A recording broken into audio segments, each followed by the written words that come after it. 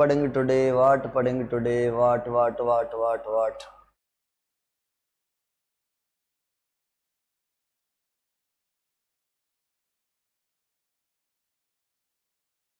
सुनील भाई मुझे पीपीटी दे पाई हुई।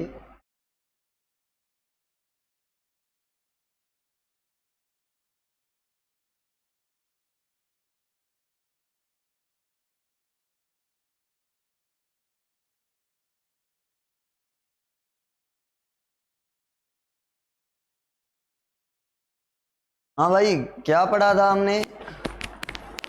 हमने पढ़ा था फोटोसिंथेसिस का इंट्रोडक्शन किया था, और हमने फोटोसिंथेसिस की इक्वेशन को बैलेंस किया। मुझे बताएं, ये पढ़ा था कि फोटोसिंथेसिस का रेट कैसे मालूम करते हैं? फोटोसिंथेसिस का रेट कैसे मालूम करते हैं? नो। अच्छा देखें, रेट ऑफ फोटोसिंथेसिस मालूम करने के लिए हम दो चीजों को देखते हैं।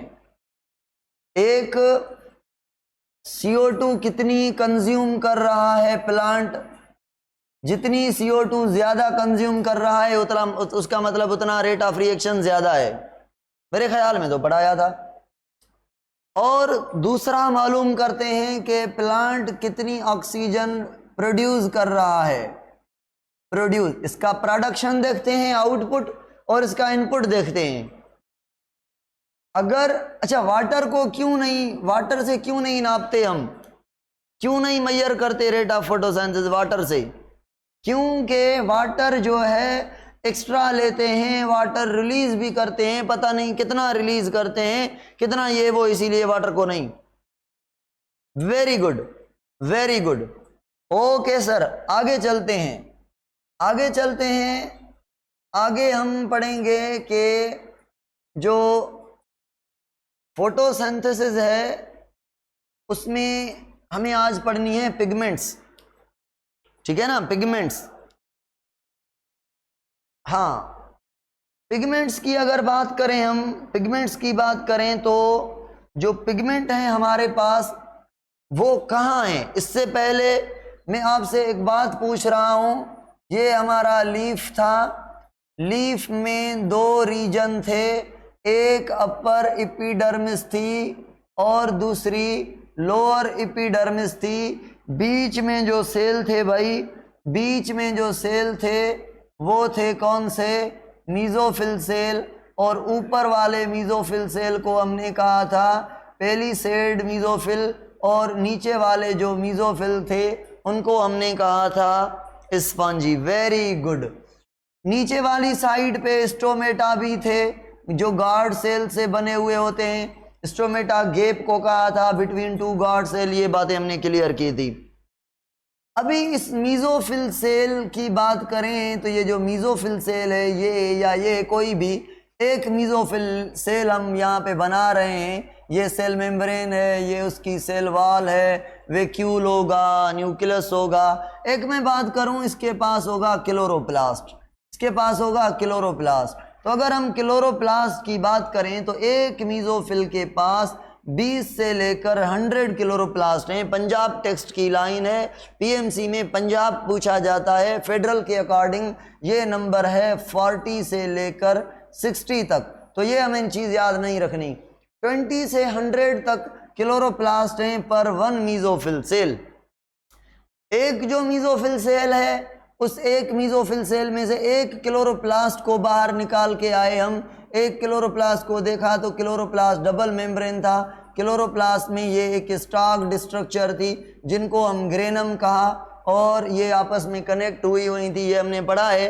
ये जो चीज़ है, ये पार्ट, इसको हम कहते हैं स्ट्रोमा, और ये जो पार्ट है इसको हम कहते हैं थैलाकॉइड, ठीक है ना? अभी थैलाकॉइड के अंदर लाइट रिएक्शन होता है, और लाइट रिएक्शन होता है, और स्ट्रोमा के अंदर डार्क रिएक्शन होता है। आपको पता है कल हमने पढ़ा था कि लाइट रिएक्शन में लाइट यूज होगी, लाइट वाटर को तोड़ेगी, इलेक्ट्रॉन में वाटर टूटेगा, प्रोटॉन में टूटेगा, ऑक्सीजन में 2 इलेक्ट्रॉन 2 प्रोटॉन, है ना। तो इलेक्ट्रॉन यूज होगा इलेक्ट्रॉन ट्रांसपोर्ट चेन में, वो हम पढ़ेंगे। वो जो इलेक्ट्रॉन होगा वो एटीपी बनाएगा, लाइट रिएक्शन में एटीपी बनेगी और उसके बाद NADPH+ बनेगी। और ये एटीपी और NADPH दोनों थैलाकॉइड से बनकर स्ट्रोमा में जाएंगे, वहाँ पे CO2 होगा, वहाँ पे NADPH जो है वो CO2 को NADPH हाइड्रोजन देगी। हाइड्रोजन कौन देगा? NADPH हाइड्रोजन देगा, और इसको जोड़ने के लिए ATP चाहिए होगी। तो यहाँ पे NADPH की हाइड्रोजन मतलब वाटर की हाइड्रोजन और ATP से ग्लूकोज बनेगा स्ट्रोमा के अंदर, जिसको हम डार्क रिएक्शन का नाम देते हैं। ये बेसिक चीज़ें हैं, ये आपको पता है सबको, मैंने फिर से रिपीट कर लिया आपके लिए। हमारा प्लान क्या है पढ़ने का? हमारा प्लान है कि जो थैलाकॉइड है, अगर थैलाकॉइड को बाहर निकालें, ये आपकी थैलाकॉइड है डबल मेम्ब्रेन, इसके मेम्ब्रेन पर यहाँ पे पिगमेंट्स लगी होंगी, यहाँ पे डिफरेंट टाइप की पिगमेंट्स होंगी यहाँ पे, ठीक है ना। यहाँ पे डिफरेंट टाइप की पिगमेंट होंगी, इन पिगमेंट्स को पढ़ना है आज। और ये पिगमेंट लाइट को एब्जॉर्ब करेंगी, तो लाइट को भी आज पढ़ना है। अगर टाइम बचा तो पिगमेंट सिस्टम को, फोटो सिस्टम को, लाइट रिएक्शन को पढ़ेंगे, ठीक है ना। स्टार्ट करें। आज क्या पढ़ना है? पिगमेंट कहाँ पर है, कौन सी हैं, कौन सी लाइट एब्जॉर्ब करेंगी, लाइट का क्या काम है। तो पिगमेंट और लाइट को आज पढ़ेंगे। ओके, आ जाएं भाई, आज हमें पिगमेंट्स पढ़नी है।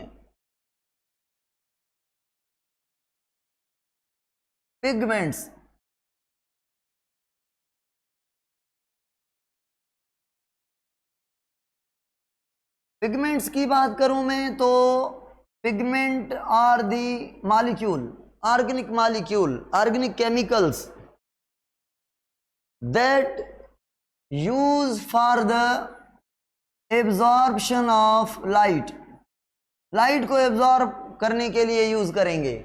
हम कौन सी पिगमेंट की बात कर रहे हैं? पिगमेंट हमारी बॉडी में भी है, केराटिनॉइड हमारी बॉडी में होती है, मेलानिन हमारी बॉडी में प्रेजेंट होती है, फिश में कलरेशन जो है वे पिगमेंट की वजह से है। तो एनिमल में भी पिगमेंट होगी, प्लांट में भी पिगमेंट होगी। हम प्लांट की पिगमेंट की बात कर रहे हैं, प्लांट की भी वो पिगमेंट, उस पिगमेंट की बात कर रहे हैं जो फोटोसिंथेसिस करवा रही हैं। तो हम फोटोसिंथेटिक पिगमेंट्स की बात कर रहे हैं, क्लोरोफिल और केराटिनॉइड की बात कर रहे हैं। तो पिगमेंट एक ऑर्गेनिक मॉलिक्यूल्स हैं जो लाइट को एब्जॉर्ब करेंगे, और उस लाइट एनर्जी को हम देखेंगे कि केमिकल एनर्जी में कन्वर्ट करेंगी। पिगमेंट का क्या काम हुआ? लाइट को एब्जॉर्ब करना, और लाइट एनर्जी को, लाइट से जो लाइट को एब्जॉर्ब किया, लाइट में एनर्जी होगी, उसको केमिकल एनर्जी में कन्वर्ट करना। तो पिगमेंट की बात ये हो गई। पिगमेंट तकरीबन हाइड्रोफोबिक होंगी, सॉरी, पिगमेंट जो है वो इंसॉल्युबल होंगी। हाइड्रोफोबिक और हाइड्रोफोबिक पे आएंगे, इंसॉल्युबल होंगे तकरीबन पिगमेंट, ताकि डिजॉल्व ना हो जाएं, इसीलिए ये इंसॉल्युबल होती हैं। बाकी हाइड्रोफोबिक और हाइड्रोफिलिक पे आएंगे कि कौन सा पार्ट क्या है, भाई। अगर मैं बात करूं प्लांट के अंदर, तो जो पिगमेंट्स हैं वो 2 टाइप की हैं। एक टाइप को हम कहते हैं क्लोरोफिल, और दूसरी टाइप को हम कहते हैं केराटिनॉइड। केराटिनॉइड एक लिपिड है। इस केराटिनॉइड लिपिड की बनी होती हैं पिगमेंट, और केराटिनॉइड की बनी होती जो लिपिड हैं वो प्लांट के पास, उस एक पिगमेंट का नाम है केराटिन, और दूसरी पिगमेंट का नाम है ज़ेंथोफिल। तो ज़ेंथोफिल एंड केराटिन दोनों केराटिनॉइड लिपिड के टाइप हैं। केरोटीन पिगमेंट और ज़ेंथोफिल पिगमेंट में से केरोटिन जो है वो ऑरेंज या रेड कलर की है, और जो ज़ेंथोफिल है वो येलो कलर की है, ठीक है ना। इन जनरल हम कह सकते हैं कि केराटिनॉइड जो है वो येलो हो सकती हैं, ऑरेंज हो सकती हैं, ऑरेंज से लेकर रेड ब्राउन तक हो सकती हैं। ये डिपेंड करता है कंसंट्रेशन के ऊपर। जैसे हमने कल पढ़ा कि लीफ का जो अपर वाला एरिया है वो डार्क ग्रीन है और नीचे वाला लाइट ग्रीन है। डिपेंड करता है किस पर डिपेंड करता है कंसंट्रेशन क्लोरोफिल की। को क्लोरोफिल कहाँ पे ज्यादा होगी? जहां पे क्लोरोप्लास्ट ज्यादा होगा, हमने पढ़ा था, ठीक है ना। हाँ, रेडिश ऑरेंज जो है केरोटिन, और ज़ेंथोफिल जो है येलो है। अच्छा, अब इनकी बात और भी करेंगे, क्लोरोफिल की बात करें, इनकी बातें और करेंगे। क्लोरोफिल की बात करें तो क्लोरोफिल में क्लोरोफिल ए है, क्लोरोफिल बी है, क्लोरोफिल सी है, क्लोरोफिल डी है। पंजाब के टेक्स्ट में फेडरल में क्लोरोफिल ई भी दी गई है। और अगर मैं पूछूं ये पिगमेंट क्लोरोफिल कहाँ पे होंगी? ये भाई यूकैरियोट में होती हैं, ये प्रोकैरियोट में नहीं होती। केराटिनॉइड बोथ में होती हैं, यूकैरियोट में भी प्रोकैरियोट में भी, दोनों में होती हैं। और अगर मैं पूछूं क्लोरोफिल की जगह पर प्रोकैरियोट में क्या होगा, तो आप कहेंगे प्रोकैरियोट के पास क्लोरोफिल की जगह पर पिगमेंट होती है जिसको हम बैक्टीरियो क्लोरोफिल कहते हैं। बैक्टीरियो क्लोरोफिल कहते हैं। Bacterio chlorophyll is a pigment of prokaryote, मतलब क्लोरोफिल एब्सेंट है प्रोकैरियोट में। क्लोरोफिल का काम करने वाली पिगमेंट है जिसको हम बैक्टीरियो क्लोरोफिल कहते हैं। अब भाई क्लोरोफिल में से ये तो जो टाइप हैं ये आपको मिलेंगे अलजी में, डिफरेंट अलजी में। अलजी हमें नहीं पढ़नी, हमें नहीं मिली हुई। जो क्लोरोफिल ए और बी है ये आपको मिलेंगे प्लांट में। अभी मैं फार्मूला लिख रहा हूं आपके पास फार्मूला लिख रहा हूं क्लोरोफिल ए और क्लोरोफिल बी का। क्लोरोफिल ए का फार्मूला है C55, क्लोरोफिल बी का भी फार्मूला है C55, मतलब कार्बन एक जितने हैं इसमें। और H72 यहाँ पे H70, हाइड्रोजन किसमें कम है? क्लोरोफिल बी में कम है। और किसमें ज्यादा है? क्लोरोफिल ए में ज्यादा है। और O5 एंड O6, ऑक्सीजन किसमें ज्यादा है? ऑक्सीजन कितनी कम है? यहाँ पे एक कम है, यहाँ पे 2 हाइड्रोजन ज्यादा हैं। 2 हाइड्रोजन कम है, 1 ऑक्सीजन ज्यादा है, ठीक है ना। बाकी नाइट्रोजन होती हैं 4 और मैग्नीशियम होता है। नाइट्रोजन होती हैं 4 और मैग्नीशियम होता है। ये आपका फार्मूला है क्लोरोफिल ए और क्लोरोफिल बी का। अब अगर मैं आपसे पूछूं डिफरेंस कहां पर है, कार्बन का डिफरेंस है? नहीं भाई। ऑक्सीजन का डिफरेंस है? हाँ। हाइड्रोजन का डिफरेंस? हाँ। मैग्नीशियम का नहीं, नाइट्रोजन का नहीं, कार्बन और उस हाइड्रोजन और ऑक्सीजन का डिफरेंस है। अगर मैं आपसे पूछूं क्लोरोफिल ए और बी की स्ट्रक्चर बिल्कुल एक जैसी है, एक पॉइंट पे फर्क है। एक क्लोरोफिल है जिसके पास CH3 ग्रुप है और दूसरी है उसके पास CHO है। तो मुझे बताएं ये पहली वाली कौन सी होगी, दूसरी वाली कौन सी होगी? बाकी दोनों एक ही हैं। जो क्लोरोफिल ए है उसके पास, क्लोरोफिल ए के पास उस पॉइंट पर CH3 मिथाइल ग्रुप लगा होगा। मिथाइल ग्रुप मतलब 2 हाइड्रोजन बढ़ गई, ये देखें 2 हाइड्रोजन ज्यादा हैं इसमें। और अगर अल्डिहाइड होता है यहाँ पे 1 हाइड्रोजन, यहाँ पे 3, तो 2 हाइड्रोजन कम हो गई, देखें यहाँ पे 2 हाइड्रोजन कम है, ठीक है ना। और अगर अल्डिहाइड ग्रुप लगा हुआ है तो यहाँ पे 1 ऑक्सीजन है, मिथाइल है तो ये नहीं है। तो देखें क्लोरोफिल ए बी में ऑक्सीजन ज्यादा है, 1 ज्यादा है ऑक्सीजन। तो हम ये डिफरेंस देखेंगे क्या? ये आपके सामने बना हुआ है। ये भाई क्लोरोफिल की स्ट्रक्चर है। ये क्लोरोफिल का यहाँ से ये टेल है, ये क्लोरोफिल का हेड है। तो क्लोरोफिल मॉलिक्यूल के कितने पार्ट बन गए? 2, हेड और टेल। टेल को हम फाइटोल भी कहते हैं। ये मैं छोड़ें, इसको मैं डिटेल में पढ़ा रहा हूं। डिफरेंस देखें, क्लोरोफिल ए के पास ये मैंने लिखा हुआ है CHO है तो ये क्लोरोफिल बी है। अगर यहाँ पे CH3 है, ये लिखा हुआ है CH3 लगा हुआ है तो ये क्लोरोफिल ए है, ठीक है ना। क्लोरोफिल ए की स्ट्रक्चर सही नजर आ रही है स्क्रीन में, या मैं इसे जूम करके दिखाऊं? चलो ये जूम करते हैं। अच्छा, एक और बेसिक चीजें समझें। यहां तक क्लियर हुआ है? यहां तक क्लियर हुआ है जो मैंने चीज बताई है? अब रट्टे लगाने हैं। रट्टे कौन से हैं भाई? सुने, रट्टे ये हैं कि क्लोरोफिल जो ए है वो ब्लूइश ग्रीन है, ब्लूइश ग्रीन कलर का है, और जो क्लोरोफिल बी है वो येलोइश ग्रीन का है, येलोइश ग्रीन कलर का है। ये रट्टे लगाने हैं आपने, आप समझ गए होंगे। आप कह रहे होंगे सर जिस पिगमेंट का जैसा कलर होता है वो पिगमेंट उस लाइट को रिफ्लेक्ट करती है। तो हम आ जाते हैं अभी लाइट पर, फिर वापस आएंगे पिगमेंट पर।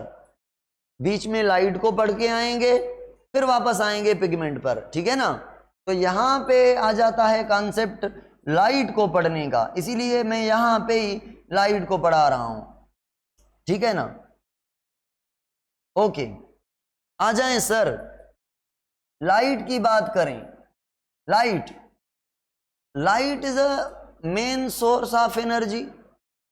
फोटोसिंथेसिस में जो एनर्जी है ग्लूकोज के पास वो लाइट की है, और जो लाइट फॉल करती है 100% जो लाइट फॉल करती है उसमें से 99% प्लांट यूज नहीं करते, ओनली 1% प्लांट यूज करते हैं। इसका मतलब उस लाइट को एब्जॉर्ब करते हैं।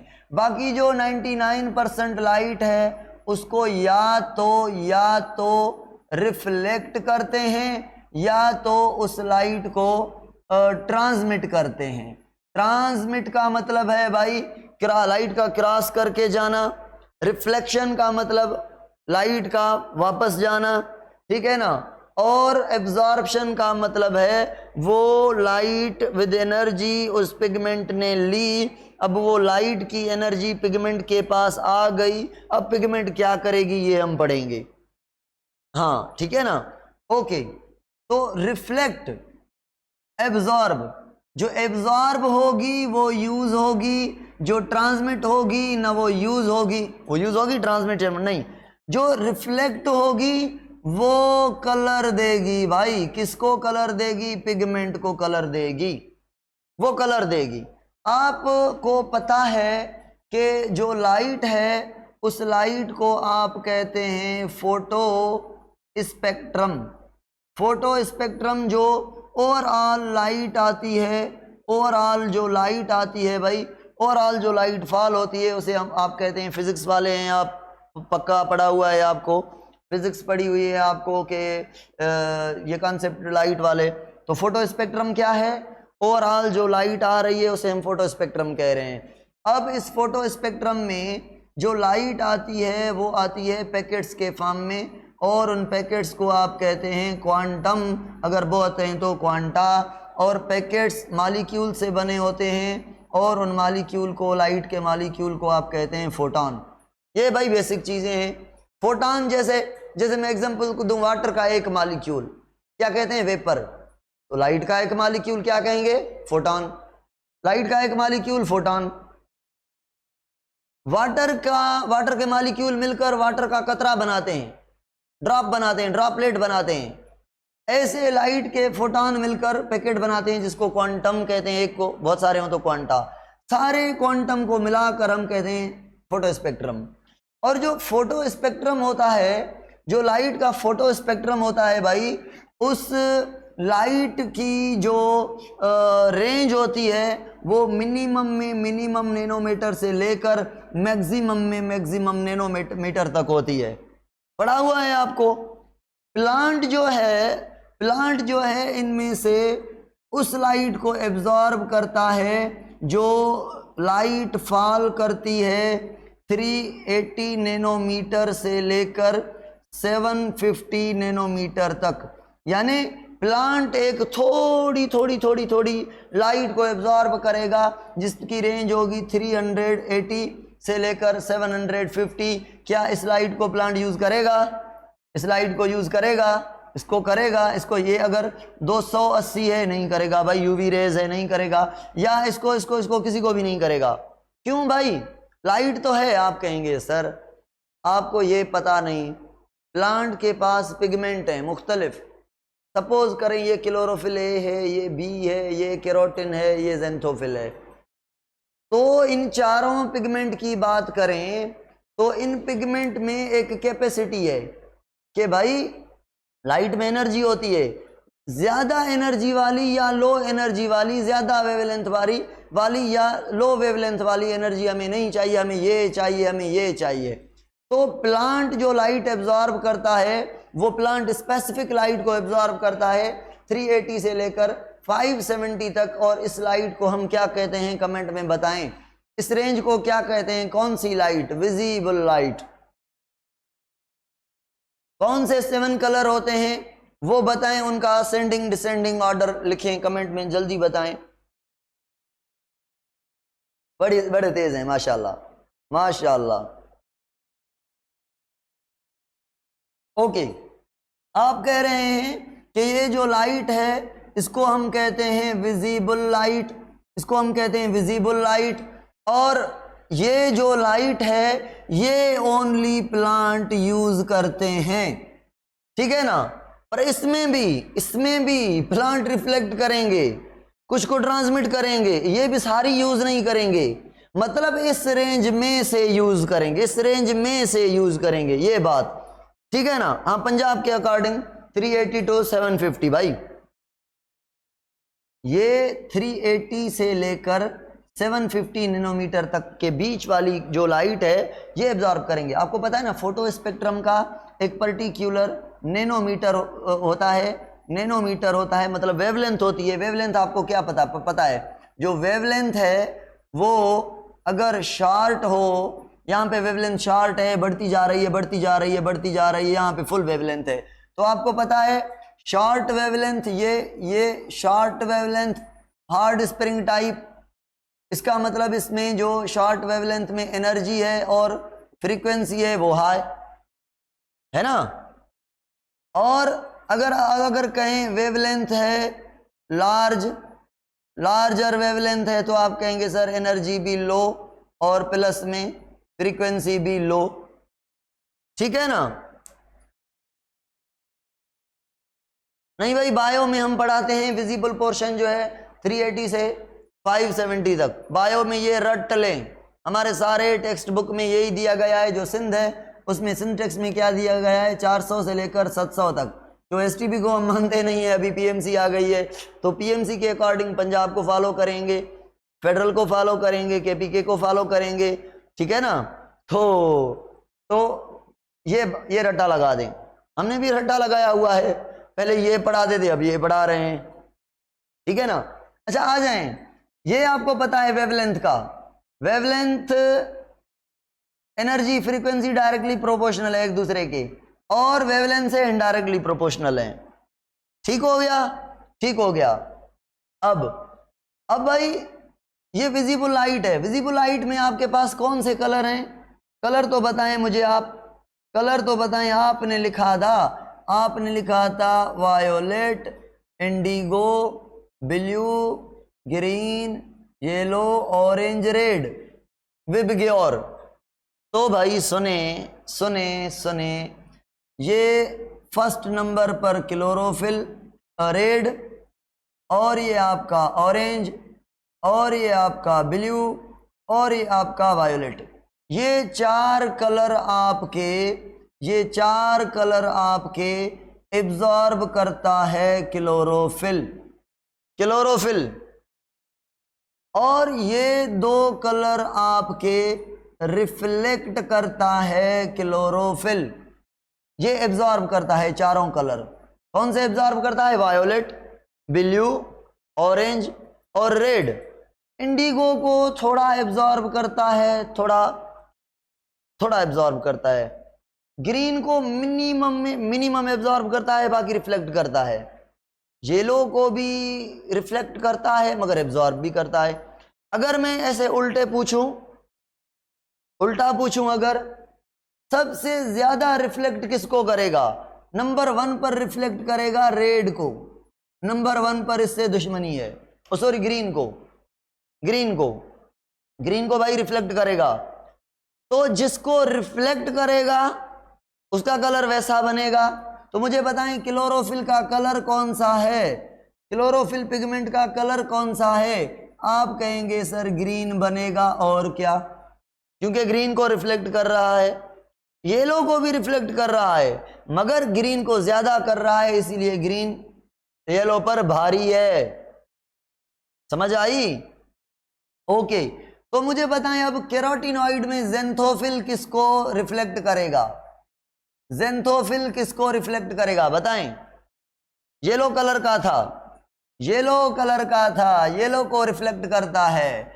और केरोटिन किसको रिफ्लेक्ट करेगा? रेड कलर का था, ऑरेंज कलर का था, तो इसको रिफ्लेक्ट करेगा केरोटिन। अच्छा भाई, इन जनरल अगर कहें ज़ेंथोफिल और केरोटिन एब्जॉर्ब किसको करेंगे, ये तो हो गई किसकी बात? ये तो हो गई आपकी रिफ्लेक्शन की बात। एब्जॉर्ब करेंगे आपके ब्लू को और वायोलेट को। ज़ेंथोफिल और कैरोटिनॉइड यानी केरोटिन यानी दोनों मिला के ब्लू और वायोलेट को ज्यादा में ज्यादा एब्जॉर्ब करेंगे। ओके, ये रट्टे आपने लगा दिए, तो हम अब आगे चलेंगे। अब आगे चलेंगे, हमारी लाइट की कहानी यहाँ पे क्लियर हो गई। जो चीज़ें आपने समझनी थी, मुझे समझानी थी, वो मैं समझा चुका हूँ। अब आपसे मैं सवाल पूछता जाऊँगा। अब बहुत अच्छी अच्छी चीज़ें हमें पढ़नी है। पहले मुझे क्लोरोफिल की स्ट्रक्चर पढ़ाने दें, क्लोरोफिल की स्ट्रक्चर पढ़ाने दें, तो मैं आपको एब्जॉर्प्शन स्पेक्ट्रम पढ़ाऊँ, एक्शन स्पेक्ट्रम पढ़ाऊँ, और उसके बाद एंजलमैन का 80, 90, 87 का एक्सपेरिमेंट पढ़ाऊँ। ठीक है? हाँ, क्लोरोफिल को जूम करते हैं। हाँ बिल्कुल बिल्कुल, जूम करते हैं इसको। इसकी शक्ल नज़र नहीं आ रही भाई, अभी नज़र आ रहा है क्लोरोफिल? अभी क्लोरोफिल नज़र आ रहा है? ओके, देखें देखें सर, ये नाइट्रोजन है। थोड़ा मैं आपको उधर समझाऊं। ये नाइट्रोजन है, ये दूसरी नाइट्रोजन है, ये तीसरी नाइट्रोजन है, ये चौथी नाइट्रोजन है। ये जो नाइट्रोजन है, ये नाइट्रोजन 4 कार्बन कंटेनिंग मॉलिक्यूल से कंबाइन होकर एक स्ट्रक्चर बना रही है। उस स्ट्रक्चर को हम कहते हैं, उस स्ट्रक्चर को हम कहते हैं पायरोल। Pyrrole pyrrole pyrrole. कितने पायरोल बन गए भाई? 4। पायरोल किससे बना हुआ है मुझे बताएं? पायरोल किससे बना हुआ है? आप कहेंगे सर कार्बन 4 और 1 नाइट्रोजन। तो ये देखें, ये आपकी नाइट्रोजन, ये 4 कार्बन वाली स्ट्रक्चर, ये आपकी नाइट्रोजन, ये 4 कार्बन वाली स्ट्रक्चर, ये आपकी नाइट्रोजन, ये 4 कार्बन वाली स्ट्रक्चर, ये आपकी नाइट्रोजन, ये 4 कार्बन वाली स्ट्रक्चर। ये आपके पास 1 2 3 4 पायरोल हो गए। क्या इन्हें मैं टेट्रा पायरोल कह लूं? टेट्रा पायरोल कह लूं इन्हें, चारों को मिलाकर? और ये 4 पायरोल आपस में कार्बन रिंग वगैरह वगैरह, किसी रिंग से किसी से आपस में क्या हुए हैं? जुड़े हुए हैं भाई। ये आपस में किसी ग्रुप से जुड़े हुए हैं आपस में। ये 4 पायरोल हो गए। बीच सेंटर में एक मैग्नीशियम है जो नाइट्रोजन से अटैच है, मतलब पायरोल के साथ अटैच है with the help of nitrogen. देखें बीच में क्या है? मैग्नीशियम है। वो मैग्नीशियम पायरोल से अटैच है, पर पायरोल से अटैच है पर with the help of nitrogen. ठीक है ना? तो ये आपके ये ग्रुप्स हो गए, ये आपके ग्रुप्स हो गए। अब ये जो स्ट्रक्चर आपकी बन गई, ये बन गया हेड, जिसको हम कहते हैं टेट्रा पायरोल। ये क्लोरोफिल ए का बन गया भाई हेड। ये क्लोरोफिल की स्ट्रक्चर है और उसका हेड पड़ा। अब क्या मैं हेड को टेट्रा पायरोल ना कहूं? बताएं मुझे, हेड को टेट्रा पायरोल ना कहूं? अच्छा, और बात सुने, और बात सुने। अगर यहां से मैग्नीशियम को हटा लें, अगर यहां से मैग्नीशियम को हटा लें, यहां पे Fe यानी आयरन लगा लें, आयरन लगा लें, तो ये आपका हो गया हेमोग्लोबिन का heme part. Heme part, heme part. तो हीम और क्लोरोफिल ए के हेड में या क्लोरोफिल बी के हेड में फर्क क्या है? मैग्नीशियम और आयरन का। मैग्नीशियम है तो क्लोरोफिल का हेड है, आयरन है तो हीम है, तो उस हीम को हम पोरफायरिन भी कहते हैं। इसीलिए हम इस टेट्रापायरोल को और कहते हैं पोरफायरिन हेड।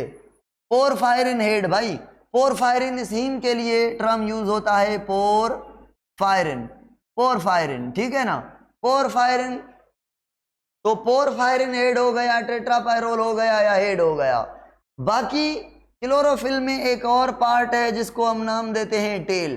टेल भाई दो हैं, एक छोटा टेल है जिसको हम मिथाइल टेल कहते हैं, सही, और एक बड़ा टेल है जिसको हम मिथाइल ईस्टर कहते हैं, शार्ट टेल को, और बड़े टेल को हम क्या कहते हैं, फाइटोल, या हम टेल के लिए साइड चेन का वर्ड भी यूज करते हैं, साइड चेन टेल के लिए।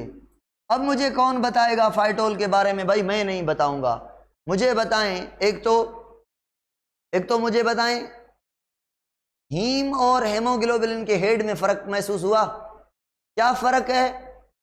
हीम भी टेट्रापायरोल, हेड भी टेट्रापायरोल, हीम में भी नाइट्रोजन, हेड में भी नाइट्रोजन। सेंटर पे मैग्नीशियम है तो क्लोरोफिल बन गया, सेंटर पे आयरन है तो सॉरी सेंटर पे आयरन है तो क्या कहेंगे? बस हीम कहेंगे। जो हेमोग्लोबिन में प्रोस्टेटिक ग्रुप है, मतलब प्रोटीन के साथ अटैच है। अभी भाई ये छोटा टेल हो गया आपका, ये मिथाइल ग्रुप अटैच है, ये मिथाइल ईस्टर कह रहे हैं इसको। अब ये जो है ये बड़ा टेल हो गया, ये बड़ा टेल है। ये जो बड़ा टेल है ना भाई, ये जो बड़ा टेल है, इस बड़े टेल में आपके पास 20 कार्बन है, और जो बड़ा टेल है इसको नाम देते हैं फाइटोल। फाइटोल कौन सी टर्पेन है बताएं? मैंने पढ़ाया है बायोमॉलिक्यूल में, फाइटोल और विटामिन ए आर दी डाइटरपेन, याद है? टर्पेन क्या है? 2 आइसोप्रीन यूनिट से बनी हुई है। टर्पेन 2 आइसोप्रीन यूनिट। आइसोप्रीन यूनिट क्या है भाई? Isoprene C5H8। 2 आइसोप्रीन यूनिट को हम कहते हैं मोनोटर्पेन, 4 आइसोप्रीन यूनिट को हम कहते हैं डाइटरपेन। यहां पे मतलब फाइटोल में कितने आइसोप्रीन यूनिट हैं बताएं? आइसोप्रीन यूनिट कितने हैं? आइसोप्रीन यूनिट जल्दी बताएं। 4। एक के पास 5 कार्बन, दूसरे के पास 5, तीसरे के पास 5, चौथे के पास भी 5। 4 आइसोप्रीन, 2 आइसोप्रीन, 2 टर्पेन, डाइटरपेन हो गया, ठीक है ना। तो ये फाइटोल है। अभी मुझे कौन बताएगा? ये पिगमेंट सपोज करें थैलाकॉइड के मेम्ब्रेन पर है, तो लाइट एब्जॉर्बिंग रीजन कौन सा होना चाहिए इस हेड और टेल में से? आप कहेंगे सर हेड लाइट को एब्जॉर्ब करेगा और हेड ही लाइट के पास एक्सपोज्ड होगा। हेड लाइट को एब्जॉर्ब करेगा तो हेड को ही हम फंक्शनल बोलेंगे। और हेड की बात कहें तो हेड आपका जो है वो हाइड्रोफिलिक होगा। और जो टेल है भाई उसके बारे में कौन बताएगा? टेल के बारे में कौन बताएगा? आप कहेंगे सर टेल काम करेगा रूट का, टेल रूट का एंकर करेगा, मजबूती देगा। थैलाकॉइड मेम्ब्रेन में ये जो पिगमेंट चिपकी होगी उस थैलाकॉइड मेम्ब्रेन में ये चिपका होगा, अटैच होगा, और ये क्योंकि लिपिड है तो क्या होगा? हाइड्रोफोबिक होगा। टेल एंकर करेगा, फाइटोल टेल है, डाइटरपेन है, और ये जो है सपोर्ट देगा, रूट का काम करेगा, ठीक है ना।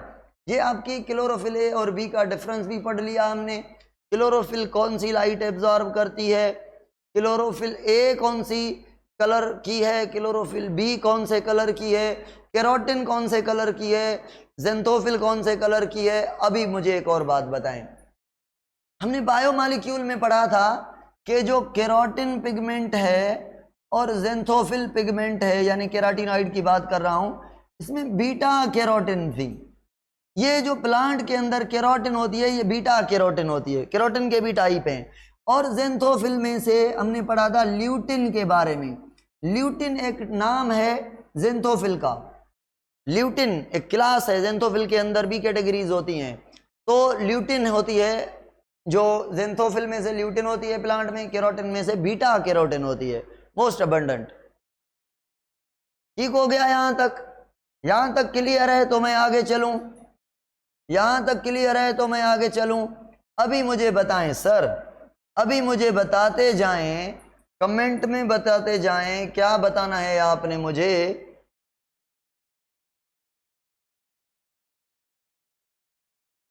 आपने क्या बताना है? आपने ये बताना है कि एक मिनट एक मिनट एक मिनट एक मिनट, सेव भाई सेव सेव सेव, किधर जा रहे हो?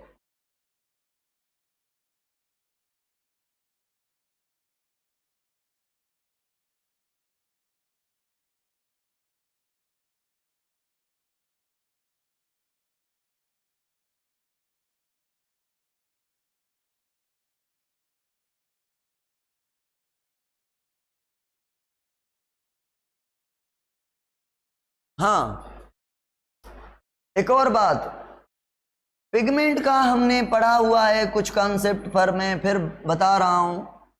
क्लोरोफिल ए हम पढ़ेंगे, नेसेसरी पिगमेंट है। नेसेसरी इसलिए कहेंगे, ये काम करेगी एज अ रिएक्शन सेंटर। अब रिएक्शन सेंटर क्या है? रिएक्शन सेंटर उसे कहेंगे जो लाइट को एब्जॉर्ब करने के साथ उस लाइट को यूज भी करे, रिएक्शन करे। और रिएक्शन क्या होता है आपने पढ़ा है, फोटोलाइसिस। लाइट की मदद से वाटर का टूटना फोटोलाइसिस कहते हैं। ये क्लोरोफिल ए करवाती है, मतलब ये रिएक्शन क्लोरोफिल ए करवाती है, इसीलिए इसको नेसेसरी कहते हैं। बाकी जो पिगमेंट हैं, क्लोरोफिल बी है, केरोटिन है, ज़ेंथोफिल है, इन्हें हम असेसरी पिगमेंट कहते हैं। असेसरी पिगमेंट वो होती हैं जो लाइट को सिर्फ और सिर्फ क्या करेंगी, एब्जॉर्ब करेंगी, उस लाइट को यूटिलाइज नहीं कर पाएंगी, उस लाइट को रिएक्शन में यूज नहीं कर पाएंगी, रिएक्शन में, किसी रिएक्शन में फोटोलाइसिस या ऐसी कोई नहीं कर सकेंगी। तो ये असेसरी पिगमेंट क्या करेंगी, लाइट को एब्जॉर्ब करके क्लोरोफिल ए को देंगी। क्लोरोफिल ए अपनी लाइट एब्जॉर्ब की हुई भी यूज करेगा और इनकी एब्जॉर्ब हुई हुई भी यूज करेगा, इसलिए क्लोरोफिल ए नेसेसरी है। बाकी सारी चीजें, सारी पिगमेंट असेसरी हैं। रिकॉर्ड हो रहा है भाई? ठीक हो गया ये बात। अभी एक मैं बहुत इंपॉर्टेंट बात बताने वाला हूं आपको। ये देखें, ये क्या है और ये क्या है, और नहीं है, नहीं है, इंपॉर्टेंट चीज नहीं है। चलो यहां पे बनाते हैं, यहां पे बनाते हैं इंपॉर्टेंट चीज को, यहां पे बनाते हैं। क्या बनाते हैं? बनाना क्या है, एक्शन स्पेक्ट्रम और एब्जॉर्प्शन स्पेक्ट्रम। देखें भाई, ये लाइट सबसे ज्यादा कौन सी एब्जॉर्ब की, क्लोरोफिल ए ने, रेड।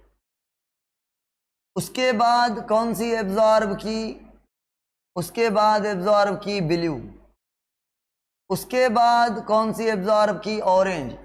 उसके बाद वायोलेट। ये क्लोरोफिल ए ने एब्जॉर्ब की, ये लाइट्स क्लोरोफिल ए ने एब्जॉर्ब की हैं भाई, ठीक है ना। क्लोरोफिल ए ने ये एब्जॉर्ब किए हैं। एक मिनट, स्क्रीन ब्लर है।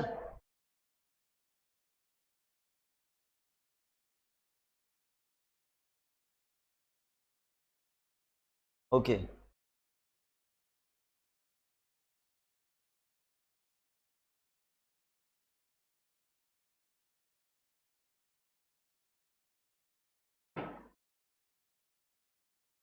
ठीक है ना। ये किसने एब्जॉर्ब की हैं, क्लोरोफिल ने ये लाइट एब्जॉर्ब की हैं। और अगर केराटिनॉइड की बात करें ओवरऑल, तो उसने ब्लू को और वायोलेट को ज्यादा एब्जॉर्ब किया है। तो भाई पर्टिक्यूलर जो पिगमेंट्स हैं, पर्टिक्यूलर जो पिगमेंट्स हैं वो पर्टिक्यूलर लाइट को एब्जॉर्ब करती हैं। क्लोरोफिल ए की अगर बात करें ना, क्लोरोफिल की, जनरल क्लोरोफिल, दोनों ए और बी की, तो जो क्लोरोफिल हैं वो 430 नैनोमीटर पर और 670 नैनोमीटर पर मैक्सिमम लाइट को क्या करते हैं, एब्जॉर्ब करते हैं। आप देखेंगे कि 670 पर पीक मिलेगा आपको और 430 पर पीक मिलेगा, यानी 430 वाली लाइट ज्यादा एब्जॉर्ब करते हैं और 670 वाली पे को भी ज्यादा एब्जॉर्ब करते हैं। अब मुझे बताएं, ये जो लाइट एब्जॉर्ब की गई है इसको हम एब्जॉर्प्शन स्पेक्ट्रम कहें या एक्शन स्पेक्ट्रम कहें। जो एब्जॉर्ब की गई है by a particular pigment, particular light absorbed by the particular pigment on a particular wavelength, on a particular energy is called as absorption spectrum. Okay, अब मुझे बताएं क्लोरोफिल ए ने इंडिगो को कम से कम इस्तेमाल किया है, कम एब्जॉर्ब किया है। येलो को तो बिल्कुल कम और ग्रीन के साथ तो बड़ी नाइंसाफी। यानी सबसे ज्यादा क्लोरोफिल ने रिफ्लेक्ट किसको किया है, यूज किसको नहीं किया, एब्जॉर्ब किसको नहीं किया। आप कहेंगे सर ग्रीन को, ग्रीन को फर्स्ट नंबर पे धकेल दिया है क्लोरोफिल ए ने। क्लोरोफिल ने ग्रीन को रिफ्लेक्ट किया है ज्यादा, मतलब एब्जॉर्ब नहीं। लाइट एक होती है एब्जॉर्ब, दूसरी होती है रिफ्लेक्ट, तीसरी होती है ट्रांसमिट। ज्यादा रिफ्लेक्ट किया है ग्रीन को, तो मिनिमम में मिनिमम जो फोटोसिंथेसिस होगी, वायोलेट क्यों भाई, वायोलेट को क्यों क्लोरोफिल ने रिफ्लेक्ट किया है? वायोलेट को तो एब्जॉर्ब कर रहा है, ऑरेंज को, वायोलेट को, रेड को, ब्लू को। फर्स्ट नंबर पर एब्जॉर्ब कर रहा है रेड को, दूसरे नंबर पर ब्लू को, तीसरे नंबर पर ऑरेंज को, चौथे नंबर पर वायोलेट को। एब्जॉर्प्शन की बात कर रहे हैं, ये एब्जॉर्प्शन स्पेक्ट्रम है।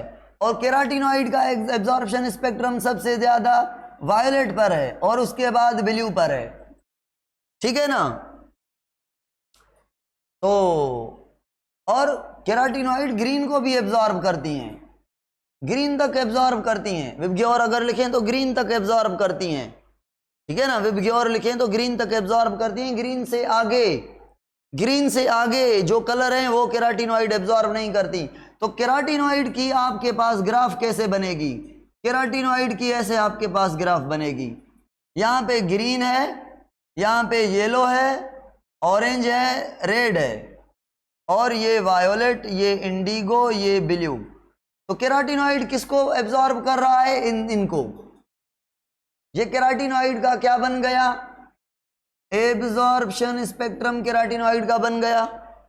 अब आप क्लोरोफिल का देखेंगे तो जो क्लोरोफिल का एब्जॉर्प्शन स्पेक्ट्रम है वो शुरुआत से, क्लोरोफिल का ग्रीन बनाते हैं हम, शुरुआत से क्लोरोफिल ए का ज्यादा है और ग्रीन तक क्लोरोफिल ए का कम है, येलो को भी कम है और फिर ऑरेंज रेड के पास ज्यादा है, फिर डार्क रेड में कम है। दिख रहे हैं ये? क्लोरोफिल ए का भी थोड़ा बहुत क्लोरोफिल बी जैसा है। ओके ओके, ये बात क्लियर हुई। अब अगर मैं पूछूं क्लोरोफिल ए और बी में से येलो को कौन ज्यादा रिफ्लेक्ट करता है, तो मुझे बताएं, कौन बताएगा येलो को कौन रिफ्लेक्ट करता है? जो येलोइश ग्रीन होता है। येलोइश ग्रीन कौन होता है भाई? Chlorophyll B, chlorophyll B. और येलो को कौन ज्यादा एब्जॉर्ब करता है as compare to other chlorophyll? A yellow को एब्जॉर्ब करता है, ठीक है ना, ठीक है ना। तो ये डिफरेंस है क्लोरोफिल में भी, मतलब जो एब्जॉर्प्शन स्पेक्ट्रम है क्लोरोफिल ए का क्लोरोफिल बी से चेंज है। और ये जो चेंज है खास करके याद करें, क्लोरोफिल ए और बी का जो एब्जॉर्प्शन स्पेक्ट्रम एक दूसरे से चेंज है, तो वो इसलिए चेंज है क्योंकि क्लोरोफिल ए और बी में स्ट्रक्चरली केमिकली चेंज है। वो चेंज कौन सी है बताएं? हेड पर है या टेल पर है? आप बताएंगे कौन से पैरोल पर चेंज है? मैंने ये नहीं बताया आपको, ये नहीं बताया था। हेड पर, टेल एक जैसा है दोनों का, हेड पर जो सेकंड पायरोल था ना, सेकंड पायरोल पर या अल्डिहाइड ग्रुप लगा होगा CHO या मिथाइल ग्रुप लगा होगा। तो हेड पर मिथाइल ग्रुप हुआ तो क्लोरोफिल ए, अल्डिहाइड हुआ तो क्लोरोफिल बी। इस चेंज, थोड़ी सी चेंज की वजह से एब्जॉर्प्शन स्पेक्ट्रम चेंज हो रहा है। अब मुझे कौन बताएगा क्लोरोफिल का मिनिमम में मिनिमम एब्जॉर्प्शन स्पेक्ट्रम कहाँ है? कौन बताएगा भाई? मैं वेट में हूं। मिनिमम में minimum absorption spectrum of general chlorophyll, A B की बात नहीं कर रहा, मिला के आपने कहा सर ग्रीन पर, ग्रीन से दुश्मनी है तो जनरली ग्रीन है। ओके भाई, ओके। अभी आ जाएं ये ग्राफ क्या बता रही है? ये ग्राफ पता है क्या बता रही है आपको? ये ग्राफ बता रही है यहाँ पे इतनी फोटोसिंथेसिस हो रही है, ग्रीन पे थोड़ी हो रही है, येलो पे थोड़ी हो रही है, ऑरेंज पे थोड़ी ज्यादा हो रही है, ऑरेंज रेड जो है उस पे ज्यादा हो रही है, और डार्क रेड पर थोड़ी कम हो रही है। अब मुझे एक बात बताएं, मैं पूछूं आपसे, ज्यादा से ज्यादा फोटोसिंथेसिस रेड पर एक, और दूसरा ब्लू पर, सेकंड नंबर ब्लू पर मैक्सिमम फोटोसिंथेसिस हो रही है। अब एक बात मैं पूछूं आपसे, कमेंट में बताइएगा जल्दी, ये भाई आपके पास हो गई अलजी, ये क्या हो गई आपके पास?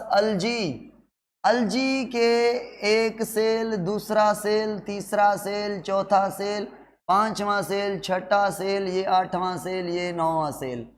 ये अलजी कौन सी अलजी है? इस अलजी का नाम है स्पायरोगायरा। गौर से सुनिए मेरी बात, स्पायरोगायरा नाम है इसका। मैं ये एक्शन स्पेक्ट्रम बताने वाला हूं, गौर से सुनना। स्पायरोगायरा एक साइंटिस्ट ने दी, इस साइंटिस्ट का नाम था, क्या नाम था? एंजलमैन साइंटिस्ट का नाम था। ये इसने 1887 में ये स्पायरोगायरा इसको इसीलिए कहते हैं क्योंकि इस अलजी के पास ऐसे रिबन टाइप क्लोरोप्लास्ट होता है, स्पाइरल क्लोरोप्लास्ट होता है भाई इसके पास, ठीक है ना। ये इसका फर्स्ट सेल है, इसको हम होल्ड फास्ट कहते हैं, 9th में आपने पढ़ा होगा। चिपकाने के लिए ये एक सेल, दूसरा, तीसरा, चौथा, पांचवा, छठा, सातवां, आठवां, नौवां, 10वां, ये इस सारे सेल्स को मिला के हमने कहा फिलामेंट। तो ये जो अलजी है वो कौन सी अलजी है? फिलामेंटस अलजी है, सीसाइल अलजी है, ठीक है ना। हाँ, अब क्या मैं बताने जा रहा हूं, गौर से सुने। इस साइंटिस्ट ने क्या किया, अजीब बात देखें। इस साइंटिस्ट ने एक प्रिज्म लिया और उस प्रिज्म से लाइट को क्रॉस किया। प्रिज्म से जब लाइट क्रॉस होती है तो लाइट डिफरेंट डायरेक्शन में सेपरेट होकर जाती है, पता है आपको, फिजिक्स में पढ़ा होगा, डिफरेंट एंगल से जाती है। तो लाइट, ये मैं लाइट बना रहा हूं ब्लू कलर से, ये लाइट आई इधर, ये लाइट इधर, ये इधर, ये इधर, ये इधर, ये इधर, ये इधर, ये इधर आई सर लाइट। अब देखें, ये जो लाइट आई है वो रेड आई है, यहां पे जो राइट आई है वो ऑरेंज, यहां पर येलो, यहां पर ग्रीन, यहां पर ब्लू, यहां पर इंडिगो और यहां पर वायलेट, ऐसे इसने लाइट दी। अब मेरी बात को सुनना, अब मुझे बताएं कहां पर फोटोसिंथेसिस ज्यादा होगी? रेड लाइट पर, ऑरेंज पर, येलो पर। अब देखें, सारी लाइट्स इकट्ठे नहीं है, एक सेल को, एक जगह को एक लाइट है, सिर्फ एक लाइट है। एक प्लांट के पास तो सारे पिगमेंट होते हैं, तो सारे मिला सला के एब्जॉर्ब करते हैं, सारे मिला सला के यूज करते हैं, है ना। यहां पे सिर्फ और सिर्फ एक लाइट मिल रही है। आप कहेंगे सर ज्यादा फोटोसिंथेसिस यहां पे होगी और उसके बाद यहाँ पे होगी, उसके बाद यहाँ पे होगी, उसके बाद यहाँ पे होगी और यहाँ पे होगी, मिनिमम में मिनिमम इन बेचारों के पास होगी। तो मैं पूछ रहा हूँ ये कैसे पता चलेगा कि ये फोटोसिंथेसिस इधर ज्यादा हो रही है, रेड पर, ब्लू पर ज्यादा हो रही है? आप कहेंगे सर सीधी बात है, ये आपको समझ नहीं आ रही। आप क्या करेंगे, आप कहेंगे सर आप छोड़ेंगे, अब भाई क्या छोड़ेंगे, आप छोड़ेंगे बैक्टीरिया। कौन से बैक्टीरिया छोड़ेंगे हम? एरोबिक बैक्टीरिया छोड़ेंगे। कौन से बैक्टीरिया छोड़ेंगे? एरोबिक बैक्टीरिया छोड़ेंगे। तो मुझे बताएं एरोबिक बैक्टीरिया कौन सी जगह पर ज्यादा अक्यूमुलेट होंगे? कौन सी जगह पर ज्यादा अक्यूमुलेट होंगे? रेड पर क्यों भाई, और ब्लू पर क्यों? क्यों रेड और ब्लू पर, ऑरेंज, ये जो एरोबिक बैक्टीरिया हैं वो सबसे ज्यादा इस पर अक्यूमुलेट होंगे, इस पर भी होंगे, ठीक है ना, पर इसके पास थोड़े होंगे, ग्रीन के पास मिनिमम होंगे, ब्लू के पास भी बैक्टीरिया जो रेड हैं वो ज्यादा अक्यूमुलेट होंगे, मगर रेड के पास सबसे ज्यादा होंगे, इंडिगो के पास भी होंगे, ठीक है ना, वायोलेट के पास भी बैक्टीरिया अक्यूमुलेट होंगे होंगे होंगे होंगे। ये सबसे ज्यादा बैक्टीरिया कहां पर हैं? सबसे ज्यादा गौर करें, सबसे ज्यादा बैक्टीरिया कहां पर हैं? रेड पर, और दूसरे नंबर पर ब्लू पर। आप कहेंगे सर रेड पर ज्यादा फोटोसिंथेसिस का पता चलेगा जब यहां पे ऑक्सीजन ज्यादा प्रोड्यूस होगी, यहां पे ऑक्सीजन कम प्रोड्यूस हो रही है, यहां पे ऑक्सीजन कम प्रोड्यूस हो रही है, यहां पे ऑक्सीजन ज्यादा प्रोड्यूस हो रही है। तो जहां पे ऑक्सीजन ज्यादा होगी एरोबिक बैक्टीरिया वहां पे होंगे। अच्छा, तो ये एंगलमैन ने ऑक्सीजन के हवाले और बैक्टीरिया के हवाले से एक्सपेरिमेंट किया और हमें बताया कि यहाँ पे बैक्टीरिया ज्यादा हैं एरोबिक, मतलब यहाँ पे क्यों ज्यादा है? क्योंकि ऑक्सीजन ज्यादा है, और ऑक्सीजन ज्यादा है मतलब रेट ऑफ फोटोसिंथेसिस यहाँ पे ज्यादा है। तो भाई ऐसी ग्राफ जो पर्टिकुलर लाइट पे रेट ऑफ फोटोसिंथेसिस बताए, तो उस लाइट को क्या, उस प्रोसेस को क्या कहेंगे? एब्जॉर्प्शन स्पेक्ट्रम या एक्शन स्पेक्ट्रम। रेट बताए, क्या बताए? फोटोसिंथेसिस रिलेटिव फोटोसिंथेटिक रेट बताए, तो ऐसे प्रोसेस को आप कहेंगे क्या? आप कहेंगे एक्शन स्पेक्ट्रम। ये मैं क्या कर लूं, एक मिनट।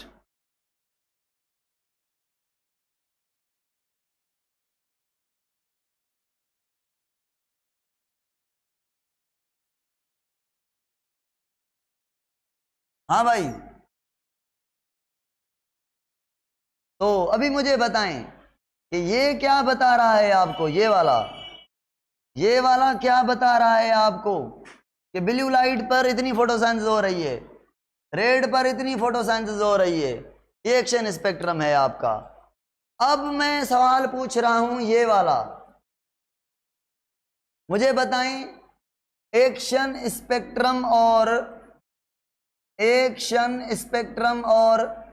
एब्जॉर्प्शन स्पेक्ट्रम में फर्क क्या है? कौन ज्यादा होगा? एक्शन स्पेक्ट्रम ज्यादा होगा या एब्जॉर्प्शन स्पेक्ट्रम ज्यादा होगा? मैं कह रहा हूं एब्जॉर्प्शन स्पेक्ट्रम कम, एक्शन स्पेक्ट्रम ज्यादा। क्यों भाई? एक मिसाल लेते हैं जो पंजाब में दी गई है। देखें, सुने, क्लोरोफिल ने ग्रीन लाइट को एब्जॉर्ब किया कितना? कम। तो क्लोरोफिल का ग्रीन लाइट पर एब्जॉर्प्शन स्पेक्ट्रम क्या हुआ? कम, है ना। क्लोरोफिल का ग्रीन लाइट पर एब्जॉर्प्शन स्पेक्ट्रम कम, मगर क्लोरोफिल ने ग्रीन लाइट पर जो फोटोसिंथेसिस की वो एब्जॉर्प्शन से ज्यादा की। क्यों? जो ग्रीन पर रेट है, जो ग्रीन पर फोटोसिंथेसिस का रेट है, इसी क्लोरोफिल का वो ज्यादा है। आप कहेंगे सर समझ आ जाएगा। निम्रता भाई देखें, क्लोरोफिल ने ग्रीन को थोड़ा एब्जॉर्ब किया तो एब्जॉर्प्शन स्पेक्ट्रम हो गया थोड़ा। क्लोरोफिल का ग्रीन पर, ग्रीन थोड़ी एब्जॉर्ब की क्लोरोफिल ने, मगर क्लोरोफिल ग्रीन लाइट पर फोटोसिंथेसिस ज्यादा कर रहा है। अजीब बात है ना, एब्जॉर्ब कम कर रहा है, फोटोसिंथेसिस का रेट उस पर ज्यादा है। क्योंकि आप कहेंगे सर खुद इसने ज्यादा एब्जॉर्ब नहीं की, खुद इसने ग्रीन लाइट को कम एब्जॉर्ब किया है, मगर दूसरों ने तो क्लोरोफिल, दूसरों ने तो ग्रीन को एब्जॉर्ब किया होगा ना। तो सारों ने ग्रीन लाइट की एनर्जी किसको दी होगी, बताएं किसको दी होगी ग्रीन लाइट की एनर्जी? नेसेसरी पिगमेंट को, क्लोरोफिल ए को। तो क्लोरोफिल ए ने खुद ग्रीन लाइट को कितना एब्जॉर्ब किया? इतना, है ना। क्लोरोफिल ने ग्रीन लाइट को एब्जॉर्ब किया थोड़ा और क्लोरोफिल ने ग्रीन लाइट पर रेट ऑफ फोटोसिंथेसिस यानी फोटोसिंथेसिस ज्यादा की। क्यों? क्योंकि ग्रीन लाइट क्लोरोफिल ने खुद एब्जॉर्ब कम की, बाकी जो एसेसरी पिगमेंट हैं उन्होंने भी ग्रीन लाइट एब्जॉर्ब की, वो भी इसको दी। कल हम पढ़ेंगे, कल समझेंगे कि जो मैंने पहले पढ़ाया था आपको कि जो लाइट है वो एब्जॉर्ब सारे करेंगे और वो सारी लाइट जाएगी क्लोरोफिल ए के पास, वो यूज करेगा, ठीक है ना। क्लोरोफिल ए दूसरों की लाइट को यूज करेगा, अपनी लाइट को भी यूज करेगा, मतलब यूज करने में इसको घबराहट नहीं है। जो भी लाइट आ जाए, जो भी एनर्जी आ जाए, क्योंकि जो क्लोरोफिल होंगे वो पिगमेंट होंगे दूसरे, वो लाइट नहीं भेजेंगे, ग्रीन लाइट को एब्जॉर्ब करके उसकी एनर्जी भेजेंगे क्लोरोफिल ए को, तो क्लोरोफिल ए लेगा। All pigment give her absorption of green light to the chlorophyll A, very good। जो भी ग्रीन लाइट को एब्जॉर्ब करेंगे वो क्लोरोफिल ए को देंगे। तो अब मुझे बताएं क्लोरोफिल ए का ग्रीन लाइट पर, ओनली ग्रीन लाइट पर एक्शन स्पेक्ट्रम ज्यादा है या एब्जॉर्प्शन स्पेक्ट्रम ज्यादा है? एब्जॉर्प्शन का तो पता है, कम की थी इसने। एक्शन का बताएं, एक्शन उससे ज्यादा होगा एब्जॉर्प्शन से या कम होगा? एक्शन ज्यादा होगा as compare to the absorption.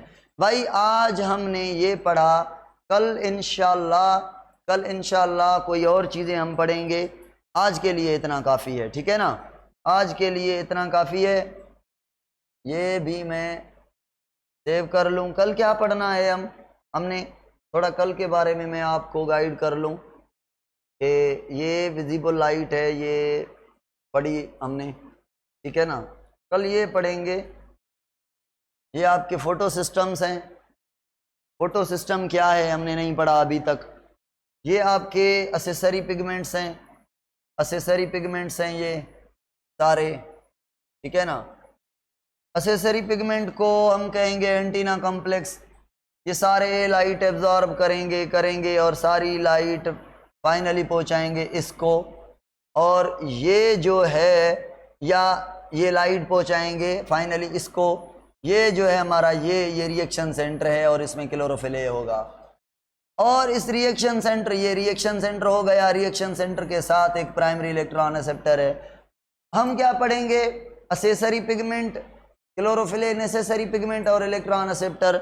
इनको हम फोटो सिस्टम का नाम देंगे। ये कल की चीजें हैं, कल हम पढ़ेंगे। टेस्ट के बारे में सुने, टेस्ट में हमें क्या समझना है, क्या पढ़ना है आपने सुने भाई।